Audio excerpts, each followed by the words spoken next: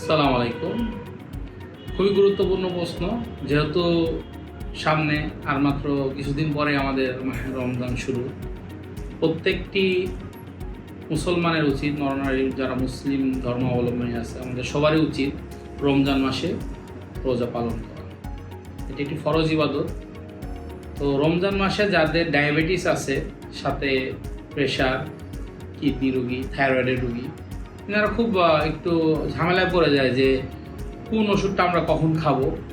কারণ যেহেতু রমজান মাসে একটা লং পিরিয়ড আমাদের না খেয়ে থাকতে হয়, তাহলে সেটা আমাদের জানা খুবই জরুরি। এর জন্য আমাদের যে সাজেশন সেটা হচ্ছে, অবশ্যই আপনারা রমজানের আগে আপনার যে ডাক্তারকে দেখান, যে ফিজিশিয়ানের কাছে আপনি ট্রিটমেন্ট নেন, অবশ্যই তার কাছে যাবেন রমজানের 1-2-3 মাস আগে, যে সেই ওষুধগুলা অবশ্যই একটা ডোজ ঠিক করে আসবেন এবং কোন ওষুধটা কখন খাবেন সেটা জেনে আসবেন। আমি খুব সংক্ষেপে আজকে একটু সামারি বলে দিব যে কোন ওষুধটা রমজানে ডায়াবেটিস রোগীদের কখন খেতে হয়। প্রথমত, যারা আমরা ডায়াবেটিস রোগী আছি, আমরা যদি ইনসুলিন নেই, আমরা বিভিন্ন ধরনের ইনসুলিন নেই, কেউ লং অ্যাক্টিং ইনসুলিন নিচ্ছি, কেউ প্রিমিক্স নিচ্ছি, কেউ শর্ট অ্যাক্টিং নিচ্ছি।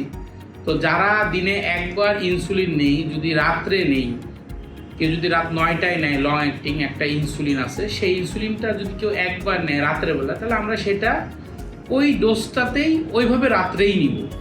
কেউ যদি আমরা 2 বেলা ইনসুলিন নেই, এখন বর্তমানে যারা সকালে এবং রাত্রে নিচ্ছি, সেটা তার রোজার আগে অবশ্যই ডায়াবেটিস ডাক্তার দেখে সেই ডোজটা ঠিক করে নিতে হবে। কত ঠিক করে নিতে হবে? নর্মালি আমরা বলি, যদি এখন আমরা সকালে 30, রাত্রে 20 নেই খাওয়ার আগে, তাহলে ওই 30টা আমরা ইফতারেতেই 30 নিব, কিন্তু সেহরিতে আমরা 20-এর জায়গায় ডায়াবেটিস মেপে আমরা নর্মালি 1/3 দেই অথবা হাফ করে দেই, 10 কিংবা 12 দিব। কিন্তু আমি আবারও বলছি, এটা ডাক্তার দেখে, ফিজিশিয়ান দেখে মেপে ঠিক করতে হবে। মূলত হচ্ছে সকালের যে ওষুধ, সকালটা আমাদের শুরু হবে ইফতার দিয়ে। সকালে যদি আমরা কোনো ওষুধ খাই, সেই ওষুধটা আমাদের চলে যাবে ইফতারে। দুপুরে যদি আমরা কোনো ওষুধ খাই, সেটা চলে যাবে আমাদের রাত্রে।